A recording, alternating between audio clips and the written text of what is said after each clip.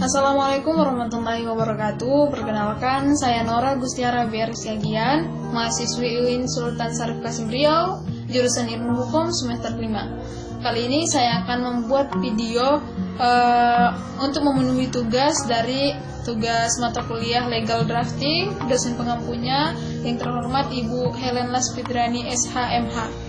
Di sini saya akan membahas mengenai tata cara pembuatan perda atau peraturan daerah. Dalam pembuatan peraturan daerah, kita pertama harus mengetahui kerangkanya terlebih dahulu.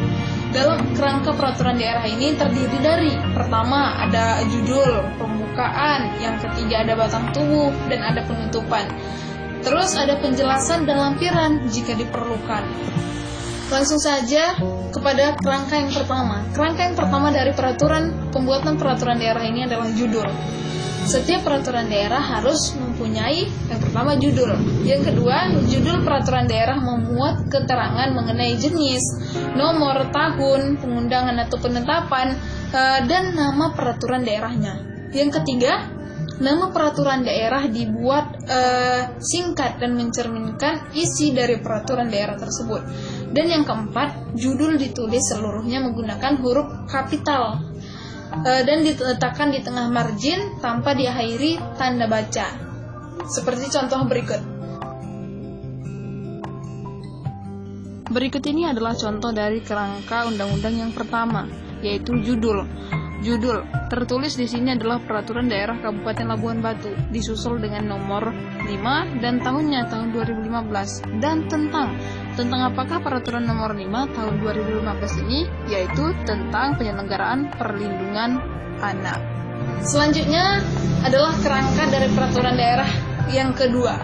Yang kedua adalah pembukaan. Pembukaan dari peraturan daerah ini terdiri dari yang pertama adalah frase. Frase ini mengharap rahmat dari Allah Subhanahu wa taala.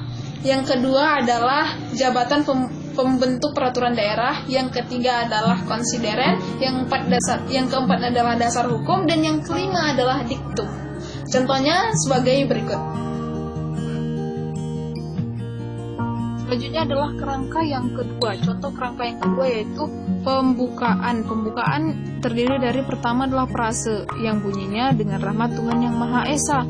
Selanjutnya disusul dengan jabatan pembentuk peraturan daerah yang bunyinya Bupati Labuhan Batu. Selanjutnya adalah konsideren. Konsideren diawali dengan kata menimbang. Konsideren memuat uraian singkat mengenai pokok-pokok pikiran yang menjadi latar belakang dan alasan pembuatan peraturan daerah. Pokok-pokok pikiran pada konsideren peraturan daerah memuat unsur filosofis, yuridis, dan sosiologis yang menjadi latar belakang. Tiap pokok pikiran diawali dengan huruf abjad dan dirumuskan dalam satu kalimat yang diawali dengan kata bahwa dan diakhiri dengan tanda baca titik koma. Selanjutnya adalah dasar hukum. Dasar hukum diawali dengan kata mengingat. Dasar hukum memuat dasar kewenangan pembuatan peraturan daerah. Peraturan perundang-undangan yang digunakan sebagai dasar hukum hanya peraturan perundang-undangan yang tingkatnya sama atau lebih tinggi.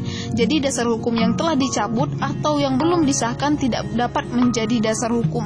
Jika dasar hukum memuat lebih dari satu peraturan perundang-undangan, tiap dasar hukum diawali dengan angka 1, 2, 3, dan seterusnya, dan diakhiri dengan tanda baca titik koma. Selanjutnya adalah diktum.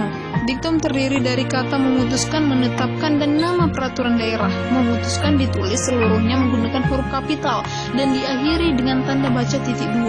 Sebelum kata memutuskan dicantumkan frase dengan persetujuan bersama Dewan Perwakilan Rakyat Daerah Kabupaten Labuhan Batu yang ditulis seluruhnya menggunakan huruf kapital. Kata menetapkan dicantumkan setelah kata memutuskan.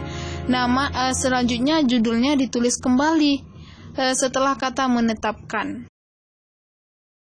Selanjutnya adalah kerangka yang ketiga. Kerangka yang ketiga ini adalah batang tubuh.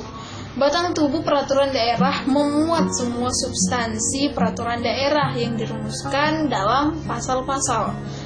Pada umumnya, substansi dalam batang tubuh dikelompokkan ke dalam yang pertama ada ketentuan umum, yang kedua ada ketentuan pokok yang diatur, yang ketiga ada ketentuan pidana jika dibutuhkan, yang keempat adalah ketentuan peralihan jika diperlukan, dan yang kelima adalah ketentuan penutup. Jadi contohnya sebagai berikut. Contoh dari batang tubuh yang pertama adalah ketentuan umum, bagian diberi nomor dengan bilangan tingkat, ditulis dengan huruf dan diberi judul. Contohnya bab 1 ketentuan umum, dan biasanya hanya membahas hal-hal yang umum saja. Setelah dari ketentuan umum, maka masuk ke dalam materi pokok yang diatur. Setelah membahas dari materi pokok, maka berlanjut kepada ketentuan pidana atau ketentuan sanksi. Sebagaimana yang disebutkan di layar ini, barang siapa yang melakukan kekerasan atau eksploitasi dan lainnya terhadap anak, maka dia akan dihukum sesuai dengan Undang-Undang Nomor 35 Tahun 2014. Selanjutnya ketentuan peralihan. Setelah ketentuan pidana, ketentuan peralihan dari Perda Nomor 5 Tahun 2015 tentang perlindungan anak ini dapat dilihat di layar. Inilah ketentuan dari Perda tersebut, ketentuan peralihannya. Dan yang terakhir dari kerangka batang tubuh adalah ketentuan penutup. Ketentuan penutup ditetapkan dalam bab terakhir jika tidak diadakan pengelompokan. Bab ketentuan penutup ditetapkan dalam pasal terakhir.